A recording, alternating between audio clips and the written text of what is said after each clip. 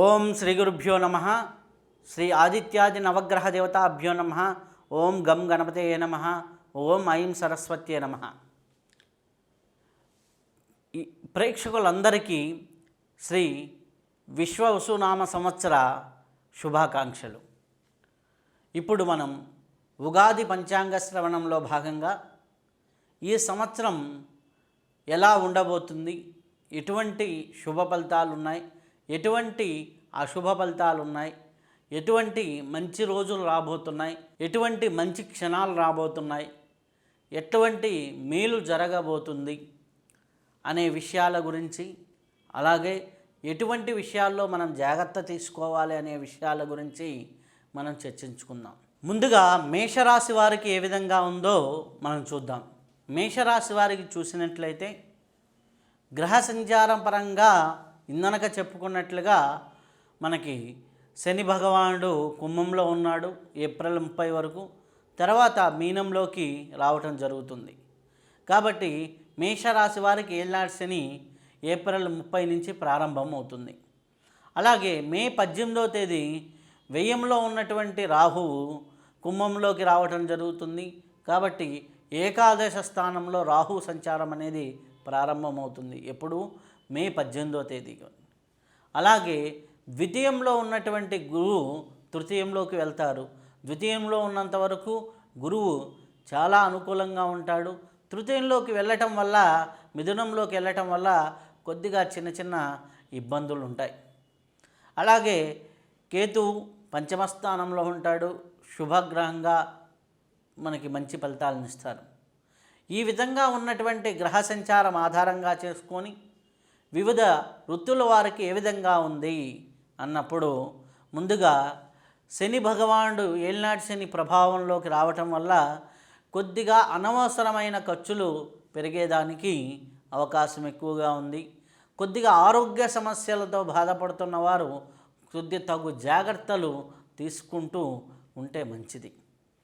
అలాగే ఏదైనా మనం పనులు చేసేటప్పుడు ఈ యొక్క డాక్యుమెంటేషన్ వ్యవహారాలు, ముఖ్యంగా ఏదైనా లీగల్ డాక్యుమెంటేషన్లో కానీ, అలాగే ట్రాన్సాక్షన్ చేసేటప్పుడు డాక్యుమెంటేషన్లో కానీ చాలా జాగ్రత్తలుగా తీసుకుంటే మంచిది.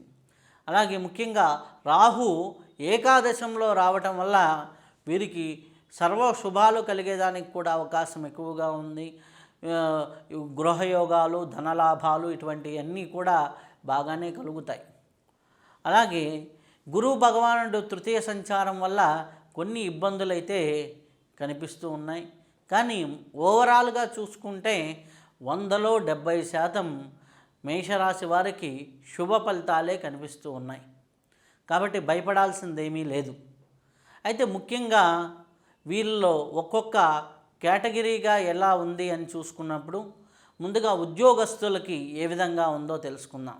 ఉద్యోగస్తులకి 11వ ఇంట రాహు సంచారం వల్ల అనుకున్నటువంటి ప్రయోజనాలు, అనుకున్నటువంటి ప్రమోషన్స్ లభించేదానికి అవకాశం ఎక్కువగా ఉంది. ఆర్థికంగా లాభపడేదానికి అవకాశం ఎక్కువ ఉంది. ఈ యొక్క శాలరీలో పెరుగుదలలు బాగా కనిపిస్తాయి. ప్రమోషన్స్ రావటం అనేది జరుగుతుంది. అలాగే ప్రైవేటు రంగంలో పనిచేసే వాళ్ళకి కంపెనీలు మారటం, అలాగే ఒక ఊరు నుంచి ఇంకొక ఊరికి రావాల్సిన పరిస్థితులు రావటం, కొద్దిగా మానసిక సంఘర్షణ జరిగేదానికి ఆస్కారం ఎక్కువగా ఉన్న వారి వేతనాలలో, జీతాలలో ఎక్కువ పెరుగుదలలు అయితే కనిపిస్తూ ఉన్నాయి. ఆర్థికంగా బాగుంటుంది, అనవసరమైన ఖర్చులు ఉంటాయి. ఆర్థికంగా వస్తూ ఉంటుంది, అనవసరమైన ఖర్చులు ఉంటూ ఉంటాయి. కాబట్టి ఇది కొద్దిగా జాగ్రత్తగా చూసుకుంటూ ఉంటే సరిపోతూ ఉంటుంది. అలాగే వ్యాపారస్తులకి ఏ విధంగా ఉంటుంది అంటే, వ్యాపారస్తులకి కొద్దిగా ఏప్రిల్ మే నెలల్లో కొద్దిగా స్తంభన వాతావరణం అయితే ఉంటుంది. ఏప్రిల్ మే నెలల్లో కొద్దిగా స్తంభన వాతావరణం అయితే ఉంటుంది. మిగిలిన రోజుల్లో చాలా వరకు మేలైన వాతావరణం కనిపిస్తూ ఉంది. ఆటోమేటిక్గా శుభ ఫలితాలే కనిపిస్తూ ఉన్నాయి. మేలైన ఫలితాలే వ్యాపారస్తులకు కనిపిస్తూ ఉన్నాయి. ఈ ఏప్రిల్ మే నెలల్లో ఉన్నప్పుడు మనం కొద్దిగా జాగ్రత్తగా వ్యవహరిస్తూ వెళ్తూ ఉంటే సరిపోతూ ఉంటుంది. మిగిలిన పరిస్థితులన్నీ కూడా నార్మల్గా జరుగుతూ ఉంటాయి. లావాదేవీలు చేసేటప్పుడు ఎవరితో ఎక్కువగా చేస్తున్నాం, ఎవరి వల్ల మనకి లాభపడుతుంది, కొంతమంది అత్యాశగా పోయి నష్టపోయేదానికి ఆస్కారం ఎక్కువగా ఉంది వ్యాపారస్తులు. కాబట్టి వాటిల్లో కొద్దిగా జాగ్రత్త చూసుకుంటూ ముందుకు వెళ్తే వ్యాపారస్తులకి చాలా అద్భుతమైనటువంటి ఫలితాలు ఉన్నాయి. విద్యార్థుల పరంగా చూసినట్లయితే కొంత శని భగవానుడు వ్యయస్థానంలోకి రావటం వల్ల లేచి చదువుకోవాలన్నా, ప్రాతకాలాన్ని ఎగ్జామ్స్కు ప్రిపేర్ అవ్వాలన్నా కొద్దిగా బద్ధకంగా ఉంటుంది. చూద్దాంలే చేద్దాంలే అనే వాతావరణం అయితే ఉంటుంది. ఇటువంటి పరిస్థితి కొద్దిగా విద్యార్థుల పరీక్షలపై ప్రభావం చూపుతుంటుంది. కానీ వారికి గురువు రాహు అనుకూలతల వల్ల మంచి ఫలితాలే వస్తాయి. కానీ అనుకున్న స్థాయిలో వాళ్ళకి 90 అంటే 85 రావటం, ఇట్లా కొద్దిగా డిఫరెన్స్ అనేది కనిపిస్తూ ఉంటుంది. కాబట్టి కొద్దిగా ఎక్కువ కృషి చేయటం అనేది అవుతుందిలే వస్తుందిలే అని టేక్ ఇట్ ఈజీ మెంటాలిటీ అనేది, అంటే ఈజీ మెంటాలిటీతో సర్లే అనేటువంటి మెంటాలిటీ అనేది కొంతవరకు తగ్గించుకొని కొద్దిగా జాగ్రత్తగా ముందుకు వెళ్తూ ఉంటే విద్యార్థులకు కూడా మంచి విజయాలే వస్తాయి. అలాగే వ్యవసాయదారుల పరంగా చూసుకుంటే చాలా వరకు మంచి ఫలితాలు ఉన్నాయి. ఈ సంవత్సరం వారు నువ్వులకు సంబంధించిన పంటలు కానీ, అలాగే గోధుమలకు సంబంధించిన పంటలు కానీ ఈ యొక్క వేసుకుంటూ ఉంటే చాలా వరకు మంచి ఫలితాలు రావడానికి ఆస్కారం ఎక్కువగా ఉంది.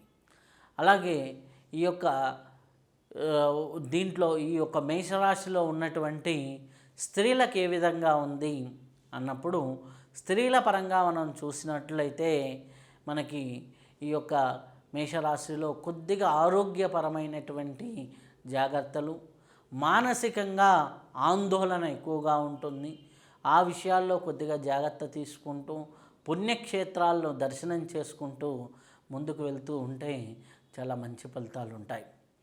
అలాగే మేషరాశిలో ఉన్నటువంటి రాజకీయ నాయకులకు ఏ విధంగా ఉంది అనుకున్నప్పుడు, రాజకీయ నాయకులు అనవసరమైన విషయాల్లో తలదూర్చకుండా ఉంటే చాలా మంచిది.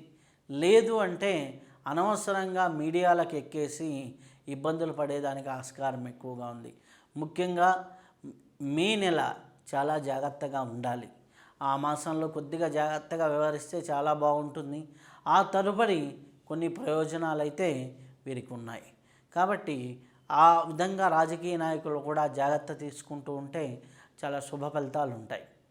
అలాగే కళారంగంలో ఉన్నవారికి కూడా మంచి అవకాశాలు వస్తాయి. ఎక్కువ కష్టాన్ని పడతారు, పేరు ప్రతిష్టలు వస్తాయి. అనుకున్నటువంటి ఆర్థిక మేలైతే జరగదు, అనుకున్నంత ఇదిగా ఆర్థిక రాబడి ఉండదు. కాబట్టి కష్టము, గుర్తింపు ఈ రెండు కలుగుతూ ఉంటాయి. కాబట్టి కొద్దిగా జాగ్రత్తగా వ్యవహరిస్తూ ముందుకు వెళ్ళండి. ఈ విధంగా మేషరాశి వారికి అన్ని రంగాల్లో ఉన్నవారికి శుభ ఫలితాలు ఎక్కువ భాగం కనిపిస్తూ ఉన్నాయి. అయితే ఈ అశుభ ఫలితాలను కూడా ఏ విధంగా తొలగించుకోవాలి? శని బాధ నుంచి నివారణకి శని భగవానుడికి తైలాభిషేకం చేస్తూ ఉంటాం. లేదు నువ్వుల పదార్థాలని ఆహారంలో తీసుకోవటం, నువ్వుల నూనెతో వంటలు చేసుకుంటూ ఉండటం, అలా నువ్వుల నూనెని నువ్వుల పదార్థాలని ఉపయోగిస్తూ ఉంటాం. అలాగే శని భగవానుడికి తైలాభిషేకాలు చేస్తూ ఉంటాం. అలాగే హనుమత్ ఉపాసన అంటే ఆంజనేయ స్వామికి సంబంధించినటువంటి చాలీసా కానీ, ఆంజనేయ స్వామికి సంబంధించిన దండకం కానీ పారాయణ చేస్తూ ఉంటాం. ఇది శని భగవానుడి యొక్క బాధ నుంచి విముక్తి పొందడానికి ఈ యొక్క రెమెడీ చేసుకుంటే సరిపోతుంది. అలాగే దక్షిణామూర్తి స్తోత్రాన్ని నిత్య పారాయణ చేయటం వల్ల గురు భగవానుడి యొక్క అనుగ్రహం కూడా తొందరగా కలుగుతుంది. ఎందుకంటే మన ఆధ్యాత్మిక స్థితికారకుడైనటువంటి కేతువు మీకు అనుకూలంగా ఉన్నాడు. కాబట్టి ఏ సాధన చేసినా ఏది చేసినా కానీ ముందుకు వెళ్ళేదానికి ఆస్కారం ఎక్కువగా ఉంది. మేషరాశిలో ఉన్నటువంటి ఆధ్యాత్మిక సాధకులకి ఈ సంవత్సరం మంచి సత్ఫలితాలు పొందేదానికి ఆస్కారం ఎక్కువగా ఉంది. మంత్ర సాధన చేసిన, ధ్యాన యోగ సాధనలో మంచి పరిపక్వ స్థితికి రావడానికి ఆస్కారం ఎక్కువగా ఉంది. కాకపోతే కొద్దిగా జాగ్రత్తలు తీసుకుంటూ ఈ యొక్క ఈర్ష ద్వేషాలు వీటిల్లో పడకుండా ముందుకు వెళ్తూ ఉంటే చాలా చాలా చాలా మంచి ఫలితాలు రావడానికి ఆస్కారం ఎక్కువగా ఉంది.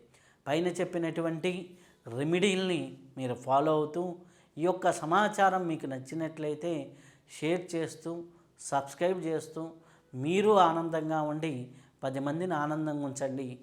శుభం భూయాత్. సర్వే జనా సుఖినో భవంతు.